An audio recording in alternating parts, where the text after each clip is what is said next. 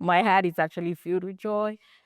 As you join us to watch our episode on how voices matter in the global space, especially the voices of women, it will be interesting for us to have these open discussions with some women who are making change happen in diverse places of the world. Stay tuned and watch.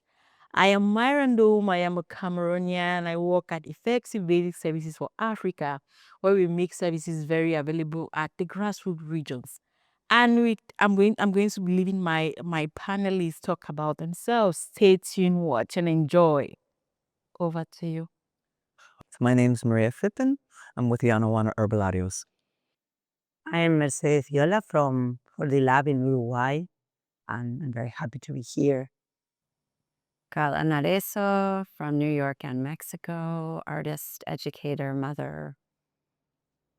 Sue Bloom, Root Change, based in the United States, but working globally. Still happy to be here. Lilian Mose, working with the Peace Mothers in Sierra Leone, marginalized women. Happy to be with you here. It's a cross-continental, cross-cultural episode where we have people from diverse parts of the world.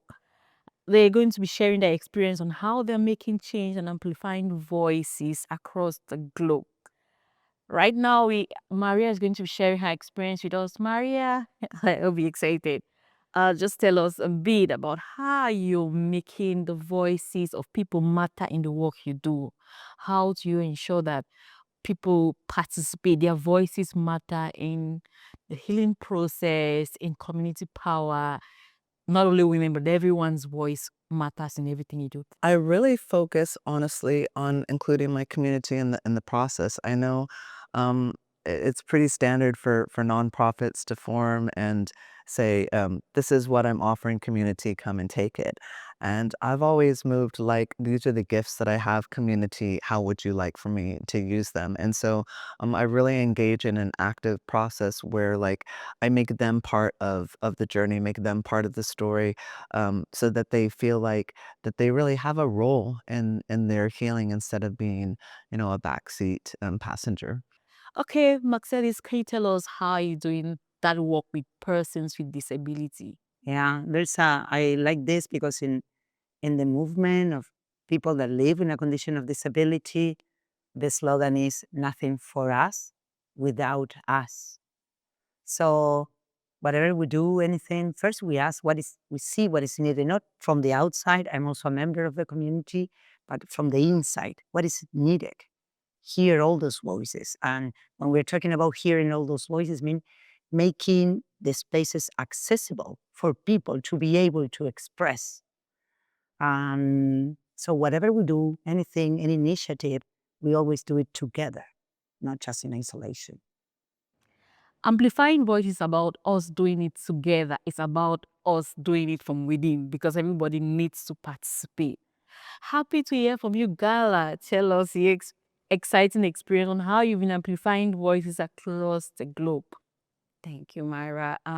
Listening to everyone, what comes to mind is that I'm an artist, an educator, and a convener. So I bring people together that maybe wouldn't be coming together. And I think it's about, for me, allowing people to have the experience that their story is meaningful and that who they are is meaningful. And very often they're not in spaces where they know that or feel that. So creating opportunities through education, through art, through community gathering, through healing, so that people come and they feel that they are significant and that even whether it's a man or a woman or anybody, that their story being important is going to help the whole community because they'll share it by knowing that. Thank you, Gala. It's about making everyone feel important. Your voice matters in the room. And we keep amplifying voices. Over to you, Sue. Can you tell us your story and how you're making everyone participate and everyone have a voice within your space? Thank you, Myra. Yes, I immediately thought when we decided on this discussion question today of the work that Root Change does, where the local community members are the experts. In a program we have in Malawi, the Community Independence Initiative, for example, they are the experts, and they even receive payment for being their own experts. The community members are deciding what they need, what they want to do. They are the experts. Thank you, Sue. The community matters in the process. The community voices should be at the center. They are the experts. They understand the realities on the ground, and you should give them the space to explore so that development can happen.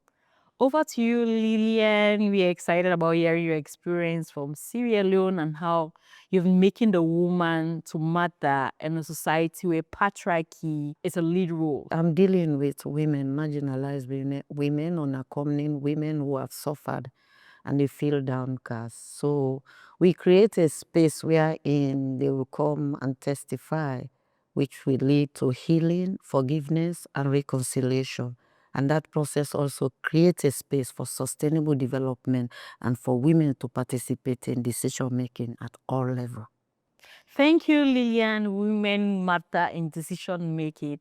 It's been an exciting first round of questions, of gathering perspectives around how we are changing the narrative of our voices at the back, but pushing all of that to the middle. And it's been an amazing moment with some great lady creating change across the world and making things happen with very limited resources.